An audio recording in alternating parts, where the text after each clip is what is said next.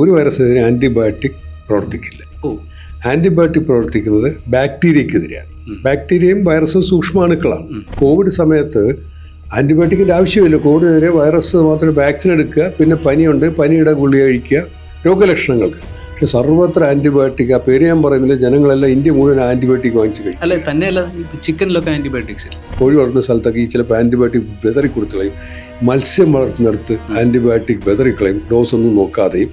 അപ്പോൾ ഇതൊക്കെ എന്ത് പറ്റുന്നത്, ഈ ആൻറ്റിബയോട്ടിക്കുകളൊക്കെ ജലത്തിൽ കലരുകയും ഇത് സമുദ്രത്തിൽ വരെ എത്തുന്നുണ്ട്. സമുദ്രത്തിൽ പോലും കോഴി കഴിച്ച സാധനത്തിന്റെ കോഴിയുടെ ഇറച്ചി നമ്മൾ കഴിച്ചാൽ നമുക്ക് ആന്റിബയോട്ടിക്കിന്റെ എഫക്ട് ഉണ്ടാവും. അത് ഈ പ്രേക്ഷകർ ഇത് കണ്ടുകൊണ്ടിരുന്ന പ്രേക്ഷകർ കഴിഞ്ഞ പ്രാവശ്യം പനി വന്ന അതേ ചീട്ട് സൂക്ഷിച്ചു വെച്ചിട്ട് വീണ്ടും പനി വരുമ്പോൾ പോയി വാങ്ങുന്ന ആളുകൾ ഇഷ്ടംപോലെ ഉണ്ട്. വലിയ പ്രശ്നമാണ്. അവർക്കൊക്കെ ഒരു മുൻകരുതലാണ് ഡോക്ടർ പറഞ്ഞത്. കാരണം ഈ വൈറസ് പനിക്ക് ഒരു ആന്റിബയോട്ടിക് ആവശ്യമില്ല എന്നുള്ള കാര്യം എനിക്ക് പോലും അറിയില്ലായിരുന്നു. ഡോക്ടർ SS ലാൽ ABC ടോക്കിലേക്ക് സ്വാഗതം. This video is powered by Vsat group of institutions, Ernakulam. Doctor നമസ്കാരം. നമസ്കാരം. ഡോക്ടർ ഇവിടെ വരുമ്പോൾ വളരെ വലിയ കാര്യങ്ങൾ ചോദിക്കണമെന്നൊക്കെയാണ് പ്രേക്ഷകരുടെ ഒരു താല്പര്യം. അപ്പോൾ ഞാൻ ഇനി ഡോക്ടർ വരുമ്പോൾ ചോദിക്കണമെന്ന് വെച്ച് ചിന്തിച്ചിരുന്ന ഒരു കാര്യമുണ്ട്. ഈ ആൻറ്റിബയോട്ടിക് റെസിസ്റ്റൻസ്, അതായത് ആൻറ്റിബയോട്ടിക്സ് എടുത്താൽ രോഗങ്ങൾ മാറുന്നില്ല. എന്താണ് ഇതിൻ്റെ ഒരു അടിസ്ഥാനം? ആദ്യം ആൻറ്റിബയോട്ടിക് എന്താണെന്ന് പറയാം. അത് പറയുന്നത് പ്രധാനമാണ്. നമ്മൾ കോവിഡ് വന്നപ്പോഴത്തേക്ക് എല്ലാവരും വാങ്ങി ആൻറ്റിബയോട്ടിക് കഴിക്കുന്നുണ്ടായിരുന്നു. ഇന്ത്യയിൽ ഒരുപാട് ആൻറ്റിബയോട്ടിക് മനുഷ്യർ കഴിച്ചു. കോവിഡ് ഉണ്ടാക്കുന്ന വൈറസ് രോഗമാണ്. ഒരു വൈറസിനെതിരെ ആൻറ്റിബയോട്ടിക് പ്രവർത്തിക്കില്ല. ആൻറ്റിബയോട്ടിക് പ്രവർത്തിക്കുന്നത് ബാക്ടീരിയക്കെതിരെയാണ്. ബാക്ടീരിയയും വൈറസും സൂക്ഷ്മാണുക്കളാണ്. അപ്പോൾ ഈ ആൻറ്റിബയോട്ടിക് റെസിസ്റ്റൻസ്, അതായത് TBക്ക് ആൻറ്റിബയോട്ടിക്സ് വരികയും അത് പരിധി വരെ ഫലവത്താകുകയും ചെയ്തു. ഇപ്പം TB, ഇപ്പം ലോകമെട്ടൊക്കെ 1 കോടി ആൾക്കാരിൽ TB ഐഡൻറ്റിഫൈ ചെയ്തു എന്ന് പറയുന്നുണ്ട് എല്ലാ വർഷവും. അപ്പോൾ ചികിത്സിക്കുന്നുണ്ട്, TB മാറുന്നുണ്ട്. പക്ഷേ ഇത്രയും രോഗികൾ ഇപ്പോഴും ഉണ്ടാകുന്നുണ്ട്. ഇത് ആൻറ്റിബയോട്ടിക് റെസിസ്റ്റൻസിൻ്റെ ഫലമായിരിക്കും. അതും കൂടെ ഉണ്ട്. ഇപ്പോൾ ആൻറ്റിബയോട്ടിക് റെസിസ്റ്റൻസ് കാരണമല്ല ക്ഷയരോഗം പടരുന്നത്. ക്ഷയരോഗം കണ്ടുപിടിക്കാൻ താമസിക്കുന്നതുകൊണ്ടും പിന്നെ ചികിത്സ തുടങ്ങിയിട്ട് ചിലപ്പോൾ ചികിത്സ മുടക്കുന്നത് കൊണ്ടൊക്കെ ക്ഷയരോഗം പടർന്നുകൊണ്ടേയിരിക്കുകയാണ്. കാരണം ശ്വാസത്തിലൂടെ ഇപ്പോൾ എനിക്ക് ക്ഷയരോഗം ഉണ്ടെങ്കിൽ ഞാൻ ചുമച്ചു കഴിഞ്ഞാൽ എൻ്റെ അടുത്തിരുന്ന അയാൾക്ക് അണുബാധ കിട്ടും. ഒരുപാട് നേരം ഒരുമിച്ച് യാത്ര ചെയ്യുകയോ ഒരു മുറിയിൽ താമസിക്കുകയോ ചെയ്യുകയാണെങ്കിൽ എനിക്ക് ക്ഷയരോഗം ഉണ്ടെങ്കിൽ ഞാൻ ചുമയ്ക്കുമ്പോൾ ക്ഷയരോഗാണുക്കൾ അന്തരീക്ഷത്തിൽ പടർന്നിട്ട് അത് മറ്റേയാൾ ശ്വസിച്ചിട്ട് ക്ഷയരോഗം വരാം. പക്ഷേ ക്ഷയരോഗത്തിനെതിരെ ആൻറ്റിബയോട്ടിക് ഉണ്ട്. ക്ഷയരോഗം 100% ചികിത്സിച്ച് മാറ്റാവുന്ന രോഗമാണ്. എങ്കിലും ഇത് പടരുന്നത് നമ്മൾ സമയത്ത് ചികിത്സ എടുക്കാത്തത് കൊണ്ട്. ഇപ്പോൾ ക്ഷയരോഗമുള്ള ഒരാൾ മരുന്ന് കഴിക്കുന്നില്ലെങ്കിൽ അയാൾ ഒരു വർഷം ഒരു 10-15 പേർക്ക് അയാൾ ക്ഷയരോഗം മറ്റുള്ളവർക്ക് കൊടുക്കും. ഇതെങ്ങനെ കണ്ടുപിടിക്കണം എനിക്ക് ക്ഷയരോഗം? അപ്പോൾ ഞാൻ മറ്റൊരു ഉത്തരം ഒന്ന് പറഞ്ഞിട്ട് പോകാം. അപ്പോൾ ക്ഷയരോഗത്തിനെതിരെയുള്ള ആൻറ്റിബയോട്ടിക്കുകളും റെസിസ്റ്റൻസ് ബാധിക്കുന്നുണ്ട്. ക്ഷയരോഗാണുക്കൾ അവയ്ക്കെതിരെ പ്രവർത്തിക്കാനായിട്ട് നമ്മൾ കണ്ടുപിടിച്ച ആൻറ്റിബയോട്ടിക്കുകൾക്കെതിരെ പ്രതിരോധശേഷി നേടിയിട്ടുണ്ട്. അങ്ങനെ ഒരു 4-5 ലക്ഷം പേർക്ക് റെസിസ്റ്റൻറ്റ് TB വരുന്നുണ്ട്. മൾട്ടി ഡ്രഗ് റെസിസ്റ്റൻറ്റ് TB എന്നൊക്കെ പറയും. റെസിസ്റ്റൻറ്റ് TB മൾട്ടി ഡ്രഗ് എന്ന് ചില പ്രധാനപ്പെട്ട മരുന്നുകൾക്കെതിരെ വരുന്നുണ്ടാണ്. അപ്പോൾ അതിൻ്റെ 5-1 ഇന്ത്യയിലാണ്. ഒരു വർഷം 5 ലക്ഷം പേർക്കുണ്ടെങ്കിൽ ഏതാണ്ട് 1 ലക്ഷം ഇന്ത്യയിലാണ്. അപ്പോൾ അതൊരു പ്രശ്നമാണ് ആൻറ്റിബയോട്ടിക് റെസിസ്റ്റൻസ്. 1862 ക്ഷയരോഗകാരണമായ ബാക്ടീരിയ കണ്ടുപിടിച്ചു മൈക്രോസ്കോപ്പിലൂടെ. ഇവനാണ്. മറ്റേതെന്ന് വിചാരിച്ചാൽ എന്താണെന്നറിയില്ല. ക്ഷയരോഗത്തെപ്പറ്റി ഒരുപാട് ചരിത്രമുണ്ട്. ക്ഷയരോഗം ബുദ്ധിജീവികൾക്ക് വരുന്ന രോഗമാണെന്ന് വിചാരിച്ചിട്ടുണ്ട്. കാരണം ക്ഷയരോഗം വരുന്നതെല്ലാം ക്ഷീണിച്ച് ദാരിദ്ര്യവും ഒക്കെ ആയിട്ട്. അപ്പോൾ പണ്ട് സാഹിത്യകാരന്മാർ പട്ടിണിക്കാരാണ്. അപ്പോൾ ഈ സാഹിത്യകാരന്മാർ ഭക്ഷണവും നേരെ ഇല്ലാത്തതുകൊണ്ട് ഇവർക്ക് പലർക്കും കിട്ടും, കലാകാരന്മാർക്കും. അപ്പോൾ ക്ഷയരോഗം വരുന്നത് നല്ല കാര്യമാണെന്ന് അവൻ കൂടിയ ബുദ്ധിജീവിയാണ്, അതുകൊണ്ട് ക്ഷയരോഗം അതൊക്കെ ഉണ്ടായിരുന്നു. അപ്പോൾ പുകവലിയൊക്കെ ക്ഷയരോഗം കുറച്ച് എളുപ്പത്തിൽ കിട്ടാൻ കാരണമാകും. അപ്പോൾ അങ്ങനെ കാലത്തിൽ നിന്ന് 1862 ഇത് ബാക്ടീരിയ ഉണ്ടാക്കുന്ന രോഗമാണെന്ന് കണ്ടുപിടിച്ചിട്ട് ആലോചിച്ചിട്ടുണ്ട്. 1862 രോഗാണുവിനെ കണ്ടുപിടിച്ചിരുന്നെങ്കിലും 1940-കളിലാണ് ആൻറ്റിബയോട്ടിക് വരുന്നത്. പിന്നെ എടുത്തൊരു 10-80 വർഷം. അപ്പോൾ നെഹ്റുവിൻ്റെ ഭാര്യ കമലാ നെഹ്റുവിന് കിട്ടിയ ക്ഷയരോഗമാണെന്ന് അണുവിനെ അറിയാം. പക്ഷെ അവൻ എന്ത് ചെയ്യണമെന്ന് അറിഞ്ഞൂടാ. അപ്പോൾ കണ്ടുപിടിക്കുന്നത് പണ്ടൊക്കെ മൈക്രോസ്കോപ്പിലൂടെ നോക്കിയൊക്കെയാണ്. 1862 തൊട്ട് കുറേ അടുത്ത കാലം വരെ അങ്ങനെയായിരുന്നു. അപ്പോൾ 1-2 പ്രാവശ്യം ടെസ്റ്റ് ചെയ്യണം. ചിലപ്പോൾ ടെസ്റ്റ് ചെയ്യുന്ന ആൾക്ക് കണ്ണിന് കാഴ്ച കുറവാണ്, ചിലപ്പോൾ കണ്ടില്ല. കഫം പരിശോധിക്കുക മാത്രമല്ല, കഫമാണ് പരിശോധിച്ചത്. പക്ഷേ ഇപ്പോൾ കുറേ വർഷങ്ങളായിട്ട് എളുപ്പമുള്ള ടെസ്റ്റുകളുണ്ട്. നമ്മുടെ കഫം ഈ ന്യൂക്ലിക് ആസിഡ് ആംപ്ലിഫിക്കേഷൻ ടെസ്റ്റ് എന്ന് പറയുന്നത് നമ്മുടെ എന്ന് പറഞ്ഞാൽ കമ്പ്യൂട്ടർ പെട്ടി കഫം എടുത്ത് അതിനകത്ത് വെച്ച് കഴിഞ്ഞാൽ 1.5 മണിക്കൂറിനകത്ത് ക്ഷയരോഗമാണെന്നറിയാവുന്ന രീതിയിലേക്ക് മാറി. കൾച്ചർ പരിശോധന അങ്ങനെ പലതുണ്ട്, അതൊക്കെ സമയമെടുക്കും. അപ്പോൾ വളരെ ആക്യുറസിയോടുകൂടി ക്ഷയരോഗമാണെന്ന് 1.5 മണിക്കൂർ കൊണ്ട് കണ്ടുപിടിക്കാൻ പറ്റും കഫം പരിശോധിച്ചാൽ. അങ്ങനത്തെ പുതിയ ടെസ്റ്റുകളൊക്കെ വന്നു കഴിഞ്ഞു. പക്ഷെ എന്നാൽ ഈ പറഞ്ഞ നമ്മൾ ആലോചിക്കേണ്ടത് ലോകത്തെ ഇത്രയും കോടിക്കണക്കിന് ജനങ്ങളുടെ നമ്മളെല്ലാവരും വന്ന് ക്ഷയരോഗമുള്ളവരെല്ലാം വന്ന് ആശുപത്രി മുന്നേ നിൽക്കുകയല്ലോ. ഗ്രാമങ്ങളിലായിരിക്കും, ചികിത്സ എത്താത്ത സ്ഥലങ്ങളായിരിക്കും, അറിവില്ലാത്ത സ്ഥലങ്ങളായിരിക്കും. ഇതും കൊണ്ട് നാട്ടുകാർക്കെല്ലാം ടി ബി കൊടുക്കും. അതിപ്പോഴും നടന്നുകൊണ്ടിരിക്കുകയാണ്. അപ്പം നമുക്ക് അതായത് ആൻറ്റിബയോട്ടിക് റെസിസ്റ്റൻസിൻ്റെ ശരിക്കും എന്താണ് മറ്റ് ചികിത്സാ രീതിയിൽ നിന്ന് ഈ ആൻറ്റിബയോട്ടിക് എന്താണ് വേറിട്ട് നമ്മുടെ ശരീരത്തിൽ ചെയ്യുന്നത്? ആൻറ്റിബയോട്ടിക് വളരെ നേരത്തെ പറഞ്ഞത് സിമ്പിളാണ്. ബാക്ടീരിയയെ കൊല്ലുന്നതാണ് ആൻറ്റിബയോട്ടിക്. ബാക്ടീരിയകളാണ് ഒരുപാട് രോഗങ്ങൾ ഉണ്ടാക്കുന്നത്, പലതരം. അതിനകത്ത് ക്ഷയരോഗം വരാം, കുഷ്ഠരോഗം വരാം, അങ്ങനെ പല രോഗങ്ങൾ. അപ്പോൾ ആൻറ്റിബയോട്ടിക് അത് നമ്മുടെ സാധാരണ നമുക്കിപ്പോൾ ചുമ വരുന്നില്ലേ, ചുമ വരുമ്പോൾ ചിലപ്പോൾ വൈറൽ ഫീവർ എന്ന് പറഞ്ഞാൽ ഡോക്ടർ ആൻറ്റിബയോട്ടിക് എഴുതില്ല, മിക്കവാറും വേണ്ടി വരില്ല. പക്ഷേ ചിലപ്പോൾ അതിൻ്റെ പുറത്തൂടെ നമുക്ക് ബാക്ടീരിയ അസുഖം വരും. നമ്മൾ വീണ് കിടക്കുന്നതിന് ചവിട്ട എളുപ്പമാണല്ലോ, കണ്ടില്ലേ? ആദ്യം ഒരാൾ മറിച്ചിടും, അതൊരു പേടിച്ചെന്നെല്ലാം പിന്നെ കയറി ചവിട്ടും. അപ്പോൾ അതുപോലെയാണ്. ഇപ്പോൾ വൈറസ് നമ്മുടെ ഒരു അസുഖം വന്ന്, വൈറൽ പനി വന്ന് നമ്മുടെ പ്രതിരോധ ശക്തിയെ കുറഞ്ഞു വയ്യായിരിക്കുമ്പോൾ ബാക്ടീരിയ എല്ലായിടത്തുണ്ട്, നമുക്ക് ബാക്ടീരിയൽ ഇൻഫെക്ഷൻ കിട്ടും. അപ്പോൾ അതാണ് ഡോക്ടർമാർ ഞാനൊക്കെ നമ്മൾ ചോദിക്കുന്നതാണ്. ചുമയുണ്ട് എന്നൊക്കെ പറയുമ്പോൾ കഫമുണ്ട്, കഫത്തിന് മഞ്ഞ നിറം ഉണ്ടോ എന്ന് ചോദിക്കും. മഞ്ഞ നിറവും ചുവപ്പൊക്കെ ആണെങ്കിൽ, അല്ലെങ്കിൽ രക്തമൊക്കെ വരികയാണെങ്കിൽ അപ്പോൾ അത് ബാക്ടീരിയ ആകാൻ ചാൻസ് ഉണ്ട്. അപ്പോൾ അപ്പോഴാണ് വേണ്ടത് നമ്മൾ ആൻറ്റിബയോട്ടിക് കൊടുക്കേണ്ടി വരുന്നത്. ഇത് ശരിക്കും കൾച്ചർ ചെയ്യുക, സെൻസ് എന്ന് പറഞ്ഞാൽ നമ്മുടെ കഫം പരിശോധിച്ച് കൾച്ചർ ചെയ്യാമെന്ന് പറയും. ഏത് ബാക്ടീരിയ ആണെന്ന് കണ്ടുപിടിച്ച് അതിൻ്റെ പുറത്ത് ആൻറ്റിബയോട്ടിക്കുകൾ ഉപയോഗിച്ചിട്ട് ഏത് ആൻറ്റിബയോട്ടിക്കാണ് കൊല്ലാൻ കഴിയുന്നത്, അതിനാണ് കൾച്ചർ ആൻഡ് സെൻസിറ്റിവിറ്റി ടെസ്റ്റ് എന്നൊക്കെ പറയുന്നത്. പക്ഷേ നമുക്ക് പലപ്പോഴും അതൊന്നും കാത്തിരിക്കാൻ പറ്റില്ല. കഫമാണെന്ന് പറയുമ്പോൾ നമുക്ക് ഏറ്റവും സാധാരണഗതിയിൽ ആൻറ്റിബയോട്ടിക് കൊടുക്കും. ഓരോ ബാക്ടീരിയയ്ക്കും വേറെ വേറെ ആൻറ്റിബയോട്ടിക്കാണ്. നമ്മൾ ആൻറ്റിബയോട്ടിക്കുകൾ നമ്മളിപ്പോൾ ചില അണുബാധ, ഇപ്പോൾ ക്ഷയരോഗത്തിന് കൊടുക്കുന്ന ആൻറ്റിബയോട്ടിക് ക്ഷയരോഗത്തിന് മാത്രമേ നമ്മൾ കൊടുക്കുന്നുള്ളൂ. നമുക്ക് വെറുതെ ഒരു ചുമ വന്ന് നമ്മൾ ആ ആൻറ്റിബയോട്ടിക് ഉപയോഗിക്കില്ല. ആ ക്ഷയരോഗത്തിന് വേണ്ടി മാറ്റി വെച്ചിരിക്കുന്നു. അത് കൊടുത്താൽ ചിലപ്പോൾ സാധാരണ ദിവസം മാറുകയും നമ്മൾ പാമ്പിനെ അടിക്കാനായിട്ട് പാറ്റൻറ്റാങ്കിൻ്റെ ആവശ്യമില്ലോ എന്ന് പറയുന്ന പോലെയാണ്. അപ്പോൾ നമുക്ക് ചില രീതിയിലുള്ള ആൻറ്റിബയോട്ടിക് ഒരാഴ്ച കൊടുക്കേണ്ടി വരും. പക്ഷെ ഞാനിപ്പോൾ അത് പറയുമ്പോൾ ഇപ്പോൾ എല്ലാവരും വിചാരിക്കുന്നത് ഇതാരെ കുറ്റമാണ്. ഇതാരെയും കുറ്റമല്ല. ഞാനിപ്പോൾ ഗോതമ്പ് ഓടിക്കുകയാണ്, ആൻറ്റിബയോട്ടിക് കഴിച്ചിട്ടില്ലേ? കഴിച്ചിട്ടുണ്ട്. ഡോക്ടർ എന്ന് പറയുന്ന ദിവസം 3 നേരം, പണ്ടൊക്കെ 4 നേരം കൊടുക്കുന്നതൊക്കെയാണ്.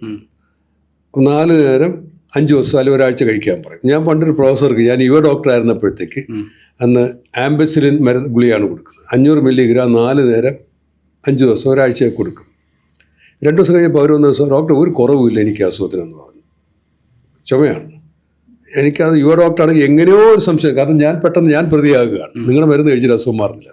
നമ്മൾ ആ ഗുളിക കയ്യിലുണ്ടെന്ന് കാണിക്കും. ഞാൻ നോക്കുമ്പോൾ ഞാൻ 500 മില്ലിഗ്രാം എഴുതിയത്. നല്ല ഭാരമുള്ള, ശരീരത്തിൻ്റെ ഭാരം അനുസരിച്ചൊക്കെയാണ് നമ്മൾ ആൻറ്റിബയോട്ടിക് എഴുതേണ്ടത്. അത് 125 മില്ലിഗ്രാമാണ് വാങ്ങിച്ചത്. അത് കുട്ടികൾക്കുള്ള ഡോസാണ്. ഞാൻ ഇതെന്ത് വായിച്ചത്, എന്നിട്ട് ഞാൻ ചെയ്ത് എത്ര നേരം കഴിച്ചത്? 2 നേരം. അപ്പം ഞാൻ 500 മില്ലിഗ്രാം 4 നേരം പറഞ്ഞാൽ അവർ 125 മില്ലിഗ്രാം വാങ്ങിച്ച് 2 നേരം കഴിച്ചു. അപ്പോൾ ഒരു നേരത്തിൻ്റെ പോലും ആയില്ല. നേരത്തെ പാമ്പിനെ എതിരെ പാറ്റൻറ്റാങ്ക് ഉണ്ടെന്നാണ് ഞാൻ പറഞ്ഞത്. ഇത് പാമ്പിനെ പെൻസിൽ കൊണ്ട് അടിച്ച് കണക്കിരിക്കും, തിരിച്ചു കടിക്കും. അപ്പം എന്ന് പറഞ്ഞാൽ, അപ്പോൾ അന്ന് ചോദിച്ചപ്പോൾ അവർ പറഞ്ഞു, ഡോക്ടറെ പലത് ലേഖനങ്ങൾ ഞാൻ വായിക്കുകയാണ്, ആൻറ്റിബയോട്ടിക്കുകൾ ഡോക്ടർമാർ ഒരുപാട് എഴുതി നമുക്ക് ഓവർ ഡോസ് തരുന്നു. അപ്പോൾ ഡോസ് ഡോക്ടറാ തീരുമാനിച്ചതിന് അവർ തിരുത്തി. ഈ പ്രശ്നമുണ്ട്. അപ്പോൾ അന്ത് പറ്റും. ഈ പാമ്പിൻ്റെ കാര്യം പറഞ്ഞ പോലെ നമുക്ക് ഈ ആൻറ്റിബയോട്ടിക്കിനെ പ്രതിരോധിക്കാനുള്ള ശേഷി ആ ബാക്ടീരിയയ്ക്ക് ഉണ്ടാവും. അപ്പോൾ അസുഖം മാറില്ല, അടുത്ത ആൻറ്റിബയോട്ടിക് കൊടുക്കേണ്ടി വരും. ഈ പ്രതിരോധ ശക്തിയുള്ള ബാക്ടീരിയയാണ് മറ്റൊരാൾക്ക് കിട്ടിയെങ്കിൽ അയാൾക്ക് ഈ മരുന്ന് ഏൽക്കില്ല. അത് ബാക്ടീരിയ വാക്സിനേറ്റഡ് ആവും. അല്ല, ഡോസ് കുറഞ്ഞ ആന്റിബയോട്ടിക് ശരിക്കും വാക്സിനേഷൻ ആവും അല്ലേ? Bacteria vaccinated. നമ്മൾക്ക് ഒരു ചെറിയ, നമുക്കും ജീവിതത്തിലൊക്കെ വരാറുണ്ട്, നമ്മൾ ചില ഇറിറ്റേറ്റിംഗ് സാധനം നമ്മൾ കുറെ നാളാകുമ്പോൾ നമ്മൾ ചിരിച്ചു. മോഹൻലാൽ സിനിമ പറഞ്ഞ ശീലാവും എന്ന് പറഞ്ഞ പോലെ. അപ്പോൾ അതാണ്. അപ്പോൾ അതിൻ്റെ അപകടം എന്ന് പറഞ്ഞാൽ, ഇങ്ങനെ ഒരു 12 ലക്ഷം പേരെങ്കിലും ഒരു വർഷം ലോകത്ത് മരിക്കുന്നുണ്ട് ആന്റിബയോട്ടിക് റെസിസ്റ്റൻസ് കാരണം. അല്ല, അപ്പോൾ ഈ റെസിസ്റ്റൻസിന്റെ കാരണം ഇത് പ്രതിരോധ ശക്തി, എൻ്റെ ഡീപ്പർ സയൻസ് ഇതിന് ജനിതക മാറ്റമൊക്കെ വന്നിട്ട് ഈ ഡോസേജ് കുറയുന്നത് കൊണ്ടൊക്കെയാണോ? എന്താണ് അതിന്റെ ഒന്ന്? കൃത്യം ഇപ്പം 4 നേരം കഴിക്കാൻ പറഞ്ഞാൽ എന്തിനാ 4 നേരം ഡോക്ടർ കഴിക്കാൻ പറയുന്നത്? ഒരു 6 മണിക്കൂർ ശരീരത്തിൽ ഈ ആന്റിബയോട്ടിക്കിന്റെ അളവ് കിട്ടും. ഡോക്ടർ പറഞ്ഞതാണ് 500 mg കൊടുത്തത് 125 mg വെച്ചിട്ട് അപ്പോൾ അളവ് 2 നേരം കഴിച്ചു. അപ്പോൾ 2 നേരം 4 നേരം എന്ന് പറഞ്ഞാൽ 6 മണിക്കൂറെ ശരാശരി രക്തത്തിൽ അതിന്റെ അളവ് കാണും. അപ്പോൾ അടുത്ത ഗുളിക കഴിച്ചില്ലേ എന്ന് പറ്റുമെന്ന് പറഞ്ഞു കഴിഞ്ഞാൽ ബാക്ടീരിയ അവൻ വീണ്ടും വളരാൻ തുടങ്ങും. പിന്നെ അവൻ അങ്ങനെ ഒരു തരം റെസിസ്റ്റൻസ് ഉണ്ട്. അപ്പോൾ ഡോസ് കുറയുന്നത്, സമയ വ്യത്യാസം. ഇനി ക്ഷയരോഗത്തിന്റെ 6 മാസം കഴിക്കണമെന്ന് പറഞ്ഞു. നമ്മൾ 2 മാസമായപ്പോൾ ചുമയൊക്കെ മാറി, രക്തമൊന്നും തുപ്പുന്നില്ല, വണ്ണമൊക്കെ ശരീരമൊക്കെ വണ്ണമൊക്കെ വെച്ചു. ചില അറിവില്ലാത്ത നാട്ടിൻപുറത്തുകാരൊക്കെ വിദ്യാഭ്യാസം ഇല്ലാത്തവരാണെങ്കിൽ ഉത്തരേന്ത്യയിൽ പ്രത്യേകം ഉപേക്ഷിക്കും. അങ്ങനെ കുറെ പേര് പറയുന്നു. അങ്ങനെ അപ്പം വീണ്ടും ഇതുപോലെ ശക്തിയോടെ രോഗം തിരിച്ചു. ഈ 5 ദിവസവും 7 ദിവസവും എഴുതുന്ന പല മെഡിക്കൽ സ്റ്റോറുകളിലും ഞാൻ മേടിക്കുന്ന കണ്ടിട്ടുണ്ട്. 2 ദിവസത്തേക്ക് മതി. എഴുതിയേക്കണ എത്ര ദിവസമാണെന്ന് ചോദിക്കും, അല്ലേ? 2 ദിവസത്തേക്ക് മേടിക്കും. പറയാൻ പറ്റില്ല, വില കൂടി ആന്റിബയോട്ടിക് ചിലപ്പോൾ പൈസ ഉണ്ടാവില്ല. 2 ദിവസത്തേക്ക് മതി എന്ന് പറയും. 2 ദിവസം ആകുമ്പോൾ ശകല ശമനമോ ഇനി പോട്ടെ. എൻ്റെ ഒരു സംശയം ഇപ്പോഴും അവശേഷിക്കുകയാണ് ഡോക്ടർ. അതായത് ഡോസേജിൻ്റെ വ്യത്യാസത്തിൽ ചിലപ്പോൾ ആൻറ്റിബയോട്ടിക് റെസിസ്റ്റൻസ് ഉണ്ടാവാം. ഇതേപോലെ തന്നെ നിരന്തരം ആൻറ്റിബയോട്ടിക്സ് ഉപയോഗിക്കുന്നു എന്നുള്ളത് ആൻറ്റിബയോട്ടിക് റെസിസ്റ്റൻസിന് കാരണമല്ലേ? നിരന്തരം അനാവശ്യമായിട്ട്. അതാണ് ഞാൻ പറഞ്ഞപ്പോൾ കോവിഡ് സമയത്ത് ആൻറ്റിബയോട്ടിക്കിൻ്റെ ആവശ്യമില്ല. കോവിഡിനെതിരെ വൈറസ് മാത്രമേ വാക്സിൻ എടുക്കുക, പിന്നെ പനിയുണ്ട്, പനിയുടെ ഗുളിക കഴിക്കുക രോഗലക്ഷണങ്ങൾക്ക്. പക്ഷെ സർവ്വത്ര ആൻറ്റിബയോട്ടിക്, ആ പേര് ഞാൻ പറയുന്നില്ല, ജനങ്ങളെല്ലാം ഇന്ത്യ മുഴുവൻ ആൻറ്റിബയോട്ടിക് വാങ്ങിച്ച് കഴിക്കും. അല്ലെ തന്നെയല്ല, ചിക്കനിലൊക്കെ ആൻറ്റിബയോട്ടിക്സ് ഇല്ലേ? നമുക്ക് മനുഷ്യർക്ക് വേണ്ടി മാത്രമല്ല ആൻറ്റിബയോട്ടിക് ഉപയോഗിക്കുന്നത്. ഇപ്പോൾ ഈ പോൾട്രി കോഴി വളർത്തു കേന്ദ്രത്തിൽ അവയ്ക്കെതിരെ അവർക്കുണ്ടാകുന്ന അസുഖം നിയന്ത്രിക്കാനായിട്ട് ആൻറ്റിബയോട്ടിക് കൊടുക്കാം. പശുവിന് ആൻറ്റിബയോട്ടിക് കൊടുക്കാം, ആനയ്ക്ക് ആൻറ്റിബയോട്ടിക് കൊടുക്കാം. അസുഖം ഉണ്ടാവാതിരിക്കാൻ അല്ല, അസുഖം വരുമ്പോൾ ചികിത്സിക്കാനായിട്ട്. അപ്പോൾ എന്ത് പറ്റുമെന്ന് പറയുന്നത് വളരെ അശ്രദ്ധമായിട്ട് കൈകാര്യം ചെയ്യും. കോഴി വളർത്തുന്ന സ്ഥലത്തൊക്കെ ഈ ചിലപ്പോൾ ആൻറ്റിബയോട്ടിക് ബെതറി കൊടുത്തുകളയും. മത്സ്യം വളർത്തുന്നിടത്ത് ആൻറ്റിബയോട്ടിക് ബെതറിക്കളയും, ഡോസൊന്നും നോക്കാതെയും. അപ്പോൾ ഇതൊക്കെ എന്ത് പറ്റുന്നത്, ഈ ആൻറ്റിബയോട്ടിക്കുകളൊക്കെ ജലത്തിൽ കലരുകയും ഇത് സമുദ്രത്തിൽ വരെ എത്തുന്നുണ്ട്. സമുദ്രത്തിൽ പോലും കോഴി കഴിച്ച സാധനത്തിന്റെ കോഴിയുടെ ഇറച്ചി നമ്മൾ കഴിച്ചാൽ നമുക്ക് ആന്റിബയോട്ടിക്കിന്റെ എഫക്ട് ഉണ്ടാവോ? അങ്ങനെ വരില്ല, ഡയറക്റ്റായിട്ട് അങ്ങനെ വരികയല്ല. കോഴിയുടെ ശരീരത്തിൽ അത് ഉണ്ടാവില്ലേ? ഞാൻ പറഞ്ഞത് ഈ നമുക്ക് അത് ഉടനെ റെസിസ്റ്റന്റ് ബാക്ടീരിയ നമ്മൾ വേവിച്ചല്ലേ കഴിക്കുന്നത്, അപ്പോൾ ബാക്ടീരിയ വരുന്നില്ല. പക്ഷെ അതിന്റെ അല്ല, നമ്മുടെ ഈ ഞാൻ ബാക്ടീരിയ അല്ല ഉദ്ദേശിച്ചത്, കോഴി കഴിച്ച ആന്റിബയോട്ടിക് ചെറിയ അംശത്തിലൊക്കെ വരാം നമ്മുടെ ശരീരത്തിലേക്ക് ആന്റിബയോട്ടിക് പ്രവേശിക്കാം. പക്ഷേ ഈ പറഞ്ഞ പോലെ അതും പാചകം ചെയ്യുമ്പോഴത്തേക്ക് മാറ്റം വരുന്നത്. മറ്റങ്ങനെ ഈ ആൻറ്റിബയോട്ടിക് പ്രകൃതിയിൽ പെടുകയാണ്. അപ്പോൾ പ്രകൃതിയിലെ മറ്റ് ബാക്ടീരിയ ഇപ്പോൾ ജലത്തിലിടുമ്പോൾ ജലത്തിൽ അതുവരെ റെസിസ്റ്റൻ്റ് ആകാത്ത ബാക്ടീരിയക്ക് റെസിസ്റ്റൻ്റ് ആകാനുള്ള സാധ്യത കൂടുകയാണ്. അപ്പം നമ്മൾ ഇപ്പോൾ പല ഈ ജനിതക വ്യത്യാസങ്ങൾ വരികയും പല രോഗാണുക്കളും മൃഗങ്ങളിൽ നിന്ന് മനുഷ്യരിലേക്ക് വരികയൊക്കെ ചെയ്യുന്നുണ്ട്. അപ്പോൾ ഇത് നിരന്തരം സംഭവിക്കുകയാണ്. പല രോഗാണുക്കളും നമ്മൾ നിപ്പ വവ്വാലിൽ നിന്ന് വരുന്നത് പോലെ. അപ്പോൾ വണ്ടേ ആ വൈറസ് ഉണ്ടായ ഒരു ഘട്ടത്തിലാണ് അതിൻ്റെ ജനിതക മാറ്റം മനുഷ്യരിലേക്കൊക്കെ വരുന്നത്. അങ്ങനെ പല രോഗങ്ങളുണ്ട്. അതെ, ഇത് പറയുന്നത് വെച്ച് കഴിഞ്ഞാൽ മനുഷ്യൻ ദുരുപയോഗം ചെയ്താൽ, അവൻ കഴിച്ച് ദുരുപയോഗം ചെയ്താൽ മാത്രം പോരാ, പ്രകൃതിയിൽ ഇത് അനാവശ്യമായി ഇട്ടാലത്തേക്ക് നോർമലായിട്ട് ഇപ്പം എല്ലാ ലോകത്തുള്ള എല്ലാ ബാക്ടീരിയ നമുക്ക് ദോഷകാരികളല്ല. ശരീരത്തിനുള്ളിൽ നമുക്ക് ഉപയോഗം ചെയ്യുന്ന ബാക്ടീരിയകളുണ്ട്, നമ്മളുമായിട്ട് സഹകരിച്ച് ജീവിക്കുന്ന, വയറ്റിനുള്ളിൽ ജീവിക്കുക. അതുകൊണ്ടാണ് ആൻറ്റിബയോട്ടിക് കഴിക്കുമ്പോൾ ഈ ബാക്ടീരിയയും കൂടെ ചത്തു. നമുക്ക് വിറ്റാമിൻ ഉൾപ്പെടെയുള്ള ശരീരത്തിൽ ഉൽപ്പാദിച്ചു തരുന്ന അത് ഈ ആന്റിബയോട്ടിക്സിന്റെ ഉദ്ദേശം കൊല്ലുക എന്നുള്ളതല്ലേ? നമ്മള് ബോംബിടുകയാണ് യുദ്ധത്തിൽ. നമുക്ക് ദേഷ്യമുള്ളവൻ്റെ മാത്രം പുറത്ത് ബോംബ് കൊള്ളാൻ പറയാൻ പറ്റും, അവിടെയുള്ള എല്ലാം ചത്തു. ബാക്ടീരിയസ് മുഴുവൻ ചാവും. നമുക്ക് വേണ്ടാത്ത ബാക്ടീരിയയും ചീത്ത ബാക്ടീരിയയും എല്ലാം ചത്തു. അതുകൊണ്ടാണ് നമ്മൾ ആന്റിബയോട്ടിക് എഴുതുമ്പോൾ നമ്മൾ ഈ ലാക്ടോബാസിലസ് എന്നപ്പുറം നമുക്ക് ബാക്ടീരിയ ശരീരത്തിൽ വേണ്ട ബാക്ടീരിയയ്ക്ക് പകരമായിട്ടുള്ള സാധനങ്ങൾ കൂടെ കൊടുക്കണമെന്ന് പറയുന്നത്. നമ്മൾ ആൻറ്റിബയോട്ടിക് അല്ലെങ്കിൽ എന്തൊരു ആൻറ്റിബയോട്ടിക് കഴിക്കുമ്പോൾ വേറെ ചില അസുഖങ്ങളും വയറിളക്കവും പ്രശ്നങ്ങളൊക്കെ വരുമ്പോൾ ആന്റിബയോട്ടിക്കിന്റെ കൂടെ ഗ്യാസിനുള്ള മരുന്നുകൾ എഴുതാറുണ്ടോ? അത് അസിഡിറ്റി കുറയ്ക്കാനായിട്ടാണ്. അത് എപ്പോഴും വേണമെന്നില്ല. ചിലർക്ക് ഈ ശരീരത്തിന് നമുക്ക് പുറത്തൊരു സാധനം ചെല്ലുകയല്ലേ, നമ്മൾ പതിവില്ലാത്ത സാധനങ്ങളും നമ്മുടെ കുടലിനെതിരെ പ്രവർത്തിക്കുന്ന സാധനങ്ങൾ വരുമ്പോഴത്തേക്ക് ഇതിൽ അസിഡിറ്റിയൊക്കെ ഉണ്ടാകുമ്പോൾ അത് കൊടുക്കുന്നതാണ്. മറ്റങ്ങനെയല്ല. മറ്റത് നമ്മൾ അവന് ബാക്ടീരിയ എല്ലാവരെയും കൊല്ലും, നല്ലവനാണ് ചീത്തയാണെന്ന് അറിയില്ല. അപ്പം നമുക്ക് ഉപയോഗമുള്ള ബാക്ടീരിയ പോകുന്നതിൻ്റെ പ്രശ്നമുണ്ട്. അല്ലെ, ശരിക്കും ആൻറ്റിബയോ ബയോ മീൻസ് ലൈഫ്, ആ അർത്ഥത്തിലല്ല. വിരുദ്ധമാ എന്നുള്ളൊരു അങ്ങനെ അർത്ഥത്തിലല്ല. ആൻറ്റിബയോട്ടിക് നമുക്ക് ബാക്ടീരിയക്കെതിരെ പ്രവർത്തിക്കുന്നതിന് ആന്റിബയോട്ടിക് എന്ന് വിളിക്കുന്നുള്ളൂ.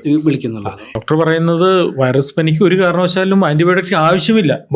ഒരു കാര്യമില്ല. നമ്മുടെ ശരീരത്തിലെ ഉള്ള നല്ല വൈറസിന് ചത്തുപോകും, നല്ല ബാക്ടീരിയയുടെ ചത്തുപോകുന്നല്ല, അത് ശരീരം വീക്കാക്കും, ബോഡി വീക്കാക്കും. നമ്മുടെ ഈ ആന്റിബയോട്ടിക്കുകളെല്ലാം ശരീരത്തിൽ പ്രതിപ്രവർത്തനങ്ങളുണ്ട്. നമ്മുടെ അത് എല്ലാ മരുന്നുകൾക്കും പ്രവർത്തനമുണ്ട്. അല്ല, ഈ പ്രേക്ഷകർ ഇത് കണ്ടുകൊണ്ടിരുന്ന പ്രേക്ഷകർ കഴിഞ്ഞ പ്രാവശ്യം പനി വന്ന അതേ ചീട്ട് സൂക്ഷിച്ചു വെച്ചിട്ട് വീണ്ടും പനി വരുമ്പോൾ പോയി വാങ്ങുന്ന ആളുകൾ ഇഷ്ടംപോലെ ഉണ്ട്. വലിയ പ്രശ്നമുണ്ട്. അവർക്കൊക്കെ ഒരു മുൻകരുതലാണ് ഡോക്ടർ പറഞ്ഞത്. കാരണം ഈ വൈറസ് പനിക്ക് ഒരു ആന്റിബയോട്ടിക് ആവശ്യമില്ല എന്നുള്ള കാര്യം എനിക്ക് പോലും അറിയില്ലായിരുന്നു. നിങ്ങൾ പനിയാണോ ആന്റിബയോട്ടിക് എടുത്തില്ല എന്നാണ് നമ്മൾ സാധാരണ ചോദിക്കണേ.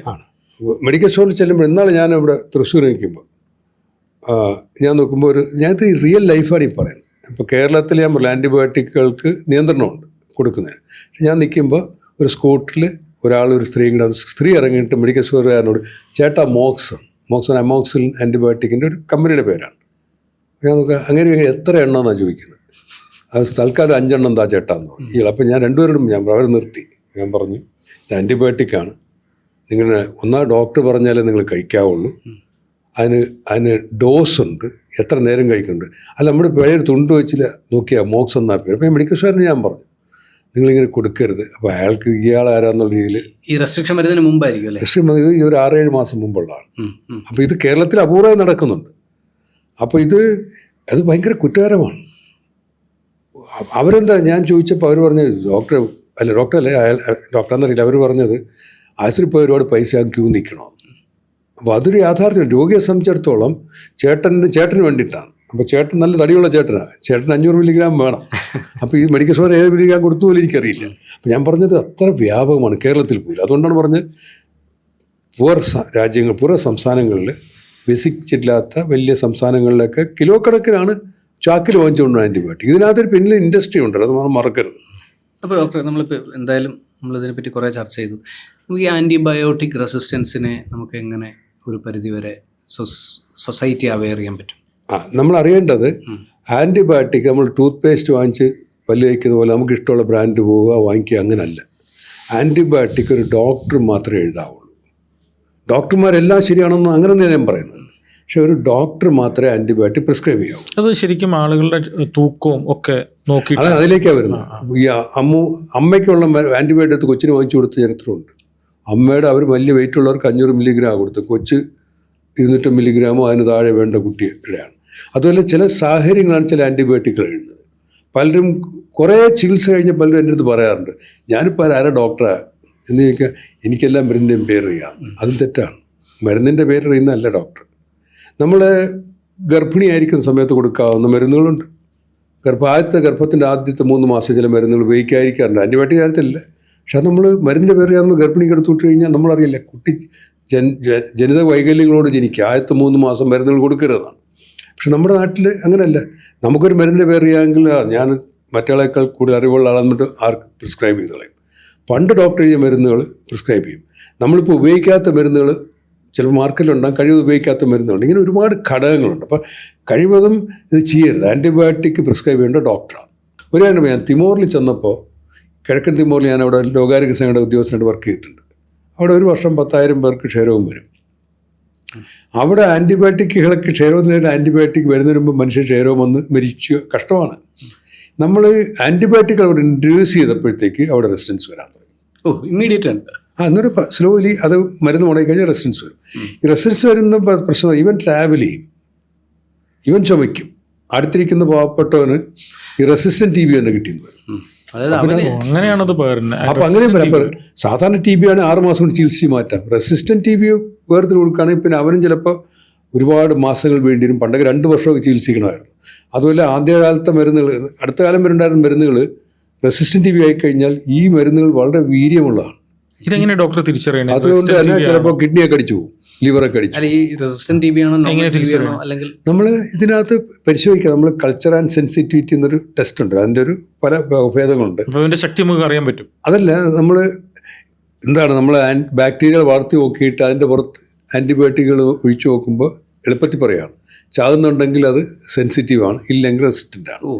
ഇപ്പോൾ നമുക്ക് പുതിയ ടെസ്റ്റുണ്ട്. ഞാൻ പറഞ്ഞു 90 മിനിറ്റ് കൊണ്ട് ക്ഷയരോഗം പരിശോധിക്കാവുന്ന CB-NAT പരിശോധനയിൽ പ്രധാന ഒരു മരുന്നിൻ്റെ റെസിസ്റ്റൻസുകൾ കണ്ടുപിടിക്കാൻ പറ്റും. അപ്പോൾ അങ്ങനെയാണെങ്കിൽ ആ മരുന്ന് കൊടുത്തിട്ട് കാര്യമില്ല. റെസിസ്റ്റൻസിനെതിരെയുള്ള മരുന്നുകൾ, ആ വിഭാഗം മരുന്നുകൾ കൊടുക്കാൻ പറ്റും. പിന്നെ ഡോക്ടർ, നമ്മളിപ്പോൾ ഈ പ്രിസ്ക്രിപ്ഷൻ ചെയ്യുമ്പോൾ ഇപ്പോൾ സാധാരണ കുറച്ച് നാളായിട്ടുള്ളൊരു സംഭവമാണ് ഇപ്പോൾ ജനൌഷധിയൊക്കെ വന്നതിന് ശേഷം ഇതിലേറ്റവും കുറഞ്ഞ കമ്പനി വല്ലതും ഉണ്ടോ എന്ന് ചോദിച്ചിട്ട് ആളുകൾ പോകുന്ന ഒരു കാര്യമുണ്ട്. അപ്പോൾ ഈ ആൻറ്റിബയോട്ടിക്കിൻ്റെ കാര്യത്തിൽ ഇങ്ങനെ ചെയ്തു കഴിഞ്ഞാൽ, ഞാനിപ്പോൾ കുറേ ആളുകളുടെ അടുത്ത് പറഞ്ഞു ഞാൻ മേടിച്ച അവിടെ നിന്നാണ്, നീ മേടിച്ച ഇവിടെ നിന്നാണ്, ഇങ്ങനെ ഒരു കമ്പാരിസണും കാര്യങ്ങളും ഒക്കെ ഉണ്ടല്ലോ. ഇതൊരു വലിയ പ്രശ്നമാണ്, വലിയൊരു ചോദ്യമാണ്. നമ്മുടെ വിചാരം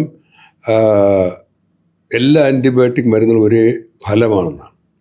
ഇപ്പോൾ പരിശോധനയിൽ തന്നെ ഉണ്ട്. ഇപ്പോൾ 500 മില്ലിഗ്രാം വേണമെന്ന് പറയുന്നത് നമ്മൾ എഴുതുന്ന ഡോക്ടറും കഴിക്കുന്ന രോഗി 500 മില്ലിഗ്രാം ഉണ്ടെന്ന് പറഞ്ഞാൽ കഴിക്കുന്നത്. അതിനകത്ത് 500 പോയിട്ട് 100 പോലും ഇല്ലാത്ത കപട കമ്പനികളുണ്ട്. പലയിടത്തും പല സംസ്ഥാനങ്ങളിൽ ഒരു കുടിൽ വ്യവസായം പോലെ നമ്മളിവിടെ നല്ല കവറിലൊക്കെ ഇട്ട് വരും. അപ്പോൾ നമ്മുടെ ഏറിയത് മാത്രമല്ല ഇതിനകത്ത് കാപട്യങ്ങൾ ഒരുപാടുണ്ട്. ഇതിനകത്ത് വലിയ ഇൻഡസ്ട്രി ഉണ്ട്, വ്യവസായ കണ്ണുണ്ട്. ഇപ്പോൾ എനിക്ക് ഒരു നഗ്നസത്യം ഞാൻ പറയാം. ഇപ്പോൾ എൻ്റെ പേര് SS ലാൽ എന്നാണ്, ലാലാണ് എൻ്റെ പേര്. എനിക്ക് വേണമെങ്കിൽ ഒരു പൈസ കൊടുത്ത് ലാൽസിലിൻ എന്നൊരു ആൻറ്റിബയോട്ടിക് വരും. അപ്പോൾ ഞാൻ എൻ്റെ ചുറ്റുമുള്ള അടുത്തെല്ലാം അപ്പോൾ അവിടെ മെഡിക്കൽ സ്റ്റോറിലൊക്കെ വാങ്ങിച്ചു വെച്ച് കഴിഞ്ഞാൽ ഭയങ്കര കമ്മീഷനുമാണ്. അപ്പോൾ കമ്മീഷൻ കൂടി കൊടുക്കണം, അതിനകത്ത് സാധനം ഇല്ലാത്തതുകൊണ്ടാണല്ലോ. അപ്പോൾ അങ്ങനത്തെ ഒരു വലിയൊരു വൃത്തികെട്ട സതീഷ് ചോദിച്ചത് ഇപ്പം ഉദാഹരണത്തിന് ഇപ്പം എനിക്കൊരു ഡോക്ടർ ഒരു മരുന്ന് എഴുതി. ഈ മരുന്നിൻ്റെ പേരുമുണ്ട്, ഇതിൻ്റെ കെമിക്കൽ കോംബോ സെയിം ആയിട്ടുള്ള, അല്ലെങ്കിൽ എന്താണ് അതിന് പറയാന്ന് എനിക്കറിയില്ല. അപ്പോൾ നമുക്കറിയാത്ത മരുന്നുകൾ വാങ്ങിച്ച് കഴിക്കരുത്. ഡോക്ടർമാരുടെ ഒരു വലിയ പ്രശ്നമാണ്. ഇപ്പോൾ ജനറിക് മരുന്ന് എഴുതണമെന്ന് പറയും. ജനറിക് മരുന്ന് വരുന്നത് പലപ്പോഴും ഈ സർക്കാർ കൊട്ടേഷൻ ആ വഴിയൊക്കെയാണ്. അപ്പോൾ കൊട്ടേഷൻ വരി വരുമ്പോഴത്തേക്ക് എപ്പോഴും സർക്കാരുകളും പലയിടത്തും ഏറ്റവും വില കുറഞ്ഞെടുക്കേണ്ടി വരും. ഏറ്റവും വില കുറഞ്ഞെടുക്കേണ്ടി വരുമ്പോൾ ചിലപ്പോൾ അതിനകത്ത് സാധനം കാണില്ല. അപ്പോൾ അതിനകത്താണ് ഇതിനകത്ത് കമ്മിറ്റികളും സാധനങ്ങളും ഒക്കെ ഉള്ളത്. ഈ വ്യവസ്ഥാപിത കമ്പനികൾ കള്ളത്തരം കാണിക്കുന്നത് കുറവാണ്. അതങ്ങനെ അവരുടെ റെപ്യൂട്ടേഷൻ, മറ്റേ കഴിഞ്ഞ മാസം ഉണ്ടാക്കി വരുത്തിന് അവന് ഇതിനകത്ത് ബാധകമല്ല. അപ്പോൾ അതുകൊണ്ടാണ് ഡോക്ടർമാർ പലപ്പോഴും കമ്പനി മരുന്ന് എഴുതാൻ ബാധ്യസ്ഥരാണ്. എനിക്കത് യാഥാർത്ഥ്യം. എനിക്കറിയുന്ന ഡോക്ടർമാരുണ്ട്, അവർ രോഗികൾക്ക് വേണ്ടി ജീവിക്കുന്നവരാണ്. പക്ഷെ മറ്റവൻ ഗവൺമെൻറ് സപ്ലൈ വഴി വരുന്ന മരുന്ന് യഥാർത്ഥത്തിലുള്ള മരുന്നാണെന്ന് സംശയമുണ്ട് പലയിടത്തും. ചിലയിടത്തൊക്കെ ഡോക്ടർമാർ പറയുന്നുണ്ട് ഈ ജനറിക് മരുന്ന് എഴുതിയ അസുഖം മാറുന്നില്ല, അല്ലെങ്കിൽ BP കുറയുന്നില്ല. ഈ പ്രശ്നമുണ്ട്, അത് ഗവൺമെൻറ് പരിഹരിക്കേണ്ടതാണ്. പക്ഷെ അങ്ങനെ ഒരു യാഥാർത്ഥ്യമുണ്ട്. അതെന്താ? അപ്പോൾ ഒന്നുകൂടി പറഞ്ഞു കഴിഞ്ഞാൽ ഒരേ മരുന്നിന് എന്തിനാണ് പല വില? അല്ല ഒരു അങ്ങനല്ല, അതിന് നമ്മൾ ഒരു ബ്രാൻഡ്, ഒരു ബ്രാൻഡിന്റെ വിലയാണ്. നമ്മൾ റെസ്റ്റോറൻറ്റ് ഭക്ഷണം കഴിക്കുന്ന പോലെ തട്ടുകട എന്നുള്ള ചാർജ് ആയിരിക്കില്ല 5 സ്റ്റാർ കഴിക്കുന്നത്. അപ്പോൾ അങ്ങനത്തെ ഞാൻ പറഞ്ഞത് ഇതിനകത്ത് ഒരുപാട് നിയന്ത്രണങ്ങളുണ്ട്. സതീഷ് ചോദിച്ച ചോദ്യത്തിന് വളരെ വലിയ, അതായത് 10 രൂപയുള്ളതിന് ഇപ്പുറത്ത് 190 രൂപയാണ്. അത്രയും വ്യത്യാസമുണ്ട്. ഇതിനകത്ത് മാർജിനുണ്ട്. ഇപ്പോൾ മാർജിൻ ഫ്രീ ആയിട്ടൊക്കെയാണ് ഗവൺമെൻറ്റിൻ്റെ ഈ വില കുറച്ച് കൊടുക്കുന്ന സംവിധാനങ്ങളൊക്കെ ഉണ്ട്. അപ്പോൾ അതൊരു യാഥാർത്ഥ്യമാണ്. അപ്പോൾ കമ്മീഷൻ ഇല്ലെങ്കിൽ ആരും വിൽക്കില്ലല്ലോ ഈ സാധനം. എല്ലായിടത്തും ഗവൺമെൻറ് കട തുടങ്ങാനും പറ്റില്ല. അതൊന്ന്. രണ്ടാമത്, ഈ മരുന്നുകൾക്ക് ഇത്രയും വിലയുണ്ടോയെന്ന് വെച്ച് കഴിഞ്ഞാൽ യഥാർത്ഥത്തിൽ ആ മരുന്നിൻ്റെ ആ ഘടകത്തിന് കൊടുക്കുന്ന അത്രയും വില ഉണ്ടാകണമെന്നില്ല. പക്ഷേ ഒരുപാട് ഗവേഷണങ്ങൾ നടത്തിയും ഒരുപാട് ബില്യൺസ് ഓഫ് ഡോളർ ചിലവാക്കിയിട്ടാണ്. ചിലപ്പോൾ 100 പരീക്ഷണം നടത്തിയപ്പോൾ ചിലപ്പോൾ അതിൽ നിന്ന് ഒരെണ്ണമായിരിക്കും തുരിത്തിരിഞ്ഞ് ആൻറ്റിബയോട്ടിക് ആയിട്ട് വരും, ബാക്കിയെല്ലാം തള്ളിപ്പോവും. പക്ഷെ അവൻ പൈസ മുടക്കിയില്ലേ. അപ്പോൾ പൈസ മുടക്കി, അപ്പോൾ ആ റിസർച്ചിൻ്റെ പൈസയാണ് അവരിനകത്ത് കയറ്റി. അത്രയേറെ പരീക്ഷണങ്ങൾ കാരണമാണ് ഒരു മരുന്നുണ്ടാകും. അപ്പോൾ അതുകൊണ്ട് വലിയൊരു ദുരന്തമുണ്ട്. എത്രയോ 10-25 വർഷമെങ്കിലും ആവും പുതിയ ആൻറ്റിബയോട്ടിക് ഒന്നും വന്നിട്ടില്ല. കാരണം ഇത്രയും പൈസ മുടക്കി ആൻറ്റിബയോട്ടിക് കണ്ടുപിടിച്ച് വരുമ്പോഴത്തേക്ക് അവന് ചെറിയ വിലയിൽ കൊടുക്കാനും പറ്റില്ല. അപ്പോൾ ലാഭമുള്ള പരിപാടിയല്ല എന്ന് തിരിച്ചറിഞ്ഞിട്ട് വലിയ പ്രശ്നമാണ്. ഇപ്പോൾ ഞാൻ അമേരിക്കയിൽ ജീവിക്കുമ്പോൾ സ്ട്രെപ്റ്റോമൈസിൻ എന്ന് പറയുന്ന മരുന്ന്, അത് ക്ഷയരോഗത്തിൻ്റെ ചില അവസ്ഥകളിൽ കൊടുത്തിരുന്നതൊക്കെയാണ്. അത് അമേരിക്കയിൽ ക്ഷാമം ഉണ്ടായി. അമേരിക്ക പോലെ എല്ലാ ഭൗതിക സാഹചര്യങ്ങളുമുള്ള എല്ലാ വ്യവസായങ്ങളുടെടുത്ത് സ്ട്രെപ്റ്റോമൈസിൻ മരുന്ന് ക്ഷാമം ഉണ്ടായെന്ന് പറഞ്ഞു കഴിഞ്ഞാൽ അവിടെ സ്ട്രെപ്റ്റോമൈസിൻ വളരെ കുറച്ച് പേർക്ക് വേണ്ടു. അതിനുവേണ്ടി ഉൽപ്പാദിപ്പിക്കുന്നതിന് മാർക്കറ്റില്ല. അപ്പോൾ ഇന്ത്യ പോലുള്ള രാജ്യങ്ങളിൽ നിന്ന് അവിടേക്ക് മരുന്ന് കൊണ്ടുവരാൻ നോക്കിയപ്പോഴത്തേക്ക് അവിടെ ഒരുപാട് നിയന്ത്രണങ്ങളാണ്. മരുന്നുകൾ നമുക്ക് ഇന്ത്യയിലുണ്ട്, പക്ഷേ ലംഘിക്കപ്പെടാറുണ്ട്. പക്ഷെ അമേരിക്ക പോലുള്ള രാജ്യങ്ങളിൽ വെളിയിൽ നിന്ന് മരുന്ന് കൊണ്ടുവരാൻ പറ്റില്ല. അപ്പോൾ സ്ട്രെപ്റ്റോമൈസിൻ വേണ്ട മനുഷ്യർ കുറേ ബുദ്ധിമുട്ടിയ കാലത്ത്. അപ്പോൾ അങ്ങനത്തെ പ്രശ്നങ്ങളുണ്ട്. ഇപ്പോഴത്തെ കാലത്ത് ഇപ്പം AI ശരിക്കും ഉപയോഗിക്കുന്ന ഒരു കാലമാണ്. 2 രീതിയിലുള്ള പ്രശ്നങ്ങൾ AI ഉണ്ടാക്കണം. ഒന്ന്, ലക്ഷണങ്ങളെല്ലാം എഴുതി കൊടുത്തിട്ട് AIയോട് ഒരു പ്രിസ്ക്രിപ്ഷൻ ചോദിക്കാം, അങ്ങനെ പോയി മേടിക്കാം. പിന്നീട് ഡോക്ടർ എഴുതിയ മരുന്നുകൾ ഫോട്ടോ എടുത്ത് ഇതിൻ്റെ മൊത്തത്തിൽ എന്തെങ്കിലും ഇതിൻ്റെ പ്രശ്നങ്ങൾ എന്താ പറയുക, ആഫ്റ്റർ എഫക്റ്റ്, സൈഡ് ഇഫക്റ്റ് നോക്കിയിട്ട് അപ്പോൾ ആ മരുന്നിനോടുള്ള വിശ്വാസം പോയിട്ട് കഴിക്കുന്ന കുറേ ആൾക്കാരെ കണ്ടിട്ടുണ്ട്. ഇത്തരക്കാരോട് എന്താണ് ഡോക്ടർക്ക് പറയാനുള്ളത്? ഇതൊക്കെ ശരിയാണ്, നമുക്ക് ഇതിനകത്തൊന്നും നിയന്ത്രിക്കാൻ പറ്റും. ഞാൻ പ്രാക്ടീസ് നിർത്തി WHO ചേർന്ന് 99-ലാണ്, 96, 97 വരെയൊക്കെ ഞാൻ. അപ്പോൾ ഇൻ്റർനെറ്റ് വന്ന കാലമാണ്. എനിക്ക് ഇൻ്റർനെറ്റൊക്കെ ഞാൻ ഉപയോഗിച്ച് തുടങ്ങുന്നത് 96 or 97 ഒക്കെയാണ്. അതിന് മുമ്പ് ഇൻ്റർനെറ്റ് ഉപയോഗിക്കുന്ന ഒരു പൈലറ്റ് എൻ്റെ വീട്ടിന് എതിർവശത്തുണ്ടായിരുന്നു. ഞാൻ ഞെട്ടിപ്പോയിട്ടുണ്ട്. അയാൾക്ക് എനിക്കറിയാവുന്ന പല കാര്യങ്ങൾ അയാൾ ചോദിച്ച് ഇൻ്റർനെറ്റ് വഴി മനസ്സിലാക്കിയിട്ടാണ് എൻ്റെ അടുത്ത് വരുന്നത്. അപ്പോൾ അത് എനിക്കും ക്വാളിറ്റി കൂട്ടുകയാണ് ചെയ്തത്. കാരണം ഞാൻ അയാൾക്കൊപ്പം ഒന്നുമില്ലെങ്കിൽ എനിക്ക് അത് ചികിത്സിക്കാൻ പറ്റും. അപ്പോൾ വിദ്യാർത്ഥികൾ ചെയ്യുന്ന പോലെ വിദ്യാർത്ഥികൾ പുതിയ അറിവുകൾ സംഭവിച്ചു വരുമ്പോൾ അധ്യാപനം അറിഞ്ഞില്ലേ അയാൾ ഔട്ടായിപ്പോകും. അതെ. അപ്പോൾ ആ അറിവിനെ നമുക്ക് കുറ്റം പറയാൻ പറ്റില്ല. അത് രോഗികൾ അറിവ് നേടുന്നതല്ലാണ്. പക്ഷേ ഇവിടെ പറ്റിപ്പോണെന്ന് പറഞ്ഞു കഴിഞ്ഞാൽ ഈ അറിവ് പൂർണ്ണമായിട്ടുമുള്ള അറിവായിരിക്കണമെന്നില്ല. ശരിയായതാണോ കിട്ടണം? ശരിയാണ്. ഞാൻ അതാ പറഞ്ഞു, ചില കണ്ടീഷൻ ഉപയോഗിക്കാമെന്ന് വരും, ചില കണ്ടീഷൻ ഉപയോഗിക്കില്ല. അപ്പോൾ ഞാൻ പറഞ്ഞില്ല, ആദ്യ ഗർഭത്തിൻ്റെ ആദ്യ 3 മാസം നമ്മൾ മരുന്നുകൾ ഒഴിവാക്കും. അത് ചിലപ്പോൾ ഈ വായിച്ച ആൾക്ക് ആ ഇൻഫർമേഷൻ കിട്ടിയിട്ടുണ്ടാകില്ല. അപ്പോൾ സഹോദരിക്കായിരിക്കും ഈ മരുന്ന് ഒരെണ്ണം മെഡിക്കൽ സ്റ്റോറിൽ നിന്ന് വാങ്ങിച്ചു കൊടുക്കുന്നത്. അത് നമ്മൾ ഒരുപക്ഷെ ഒരിക്കലും ആദ്യത്തെ 3 മാസം ഉപയോഗിക്കാത്ത മരുന്ന്. അപ്പോൾ ഈ മെഡിക്കൽ പഠനം എന്ന് പറഞ്ഞാൽ മരുന്നുകളുടെ പഠനമല്ല, മനുഷ്യൻ്റെ ശരീരത്തിൻ്റെ മൊത്തം അവസ്ഥകളെ പറ്റിയുള്ള പഠനമാണ്. അതുകൊണ്ട് ഇൻ്റർനെറ്റ് വഴി സ്വയം ചികിത്സിക്കാതിരിക്കുകയാണ് നല്ലത്. അല്ലെങ്കിൽ ഒരു ഡോക്ടറോ അങ്ങനെ എന്തെങ്കിലും ഇത് പഠിച്ചിട്ടാണെങ്കിൽ കുഴപ്പമില്ല. നമ്മൾ ഇൻഫർമേഷൻ നല്ലതുമാണ്. മുമ്പ് ഒരു കാലമുണ്ട്, ഈ ഇടയ്ക്കൊരു കാലത്ത് ഡോക്ടർമാർ ഇൻ്റർനെറ്റിൽ അപ്ഡേറ്റ് ആകാതെ ഇത്തരം വിവരം കിട്ടാതിരിക്കുകയും രോഗികൾ വരികയും ചെയ്യുമ്പോൾ ഉണ്ടാകുന്ന സംഘർഷമുണ്ട്. അത് നമ്മൾ രോഗിയുടെ അവകാശമായിട്ട് തന്നെ കൊടുക്കണം. ഒരാൾ ഇൻഫർമേഷൻ വരുന്നത് നമുക്ക് എളുപ്പമാണ്, പക്ഷേ അത് സ്വയം ചികിത്സിക്കാനായിട്ട് ഉപയോഗിക്കരുത്. അത് അപകടം ഉണ്ടാക്കാനുള്ള സാധ്യത. ഡോക്ടേഴ്സ് ഉണ്ടല്ലേ. എന്തായാലും നമുക്ക് ഏകദേശം വൈൻഡപ്പ് ചെയ്യാൻ തോന്നുന്നു. എന്തായാലും ആൻറ്റിബയോട്ടിക്സ് ഒരു വലിയ വിഷയം തന്നെയാണ്. ആൻറ്റിബയോട്ടിക്സ് ജീവൻ രക്ഷാ മരുന്നാണ്. പലപ്പോഴും രക്ഷപ്പെടുന്ന ആൻറ്റിബയോട്ടിക്കാണ്. ആൻറ്റിബയോട്ടിക്കിൽ മരിച്ചു പോകുന്ന എത്രയോ ലക്ഷം പേരെ നമ്മൾ ഓരോ ദിവസം കാണുന്നു. ഈ ബാക്ടീരിയകൾ ആൻറ്റിബയോട്ടിക്കിനെതിരെ പ്രതിരോധ ശക്തി കൂടുന്ന പോലെ ആൻറ്റിബയോട്ടിക്കുകളും അങ്ങനെ ആവുന്നുണ്ടോ? വീര്യം കൂടുന്നുണ്ടോ? ഡോസേജ് കൂട്ടേണ്ടി വരും സ്വാഭാവികം. നമുക്കിപ്പോൾ റെസിസ്റ്റൻ്റ് ആകുമ്പോൾ ചിലപ്പോൾ ആൻറ്റിബയോട്ടിക് മാറ്റേണ്ടി വരും. പക്ഷേ ഇത് എപ്പോഴും നമ്മൾ 2 തരത്തിലാണ്. ഒന്ന്, ഏത് രോഗമാണോ അതിനനുസരിച്ച് നമുക്ക് ചില മാറ്റങ്ങൾ ആൻറ്റിബയോട്ടിക്. അതുമ്പോൾ ക്ഷയരോഗത്തിൻ്റെ ആൻറ്റിബയോട്ടിക് നമ്മളെടുത്ത് സാധാരണ ചുമ കഫമുള്ള ഒരാൾക്ക് നമ്മൾ കൊടുക്കില്ല. അപ്പോൾ ചിലതൊക്കെ മാറ്റി വെച്ചിട്ടുണ്ട്. അതൊന്ന്.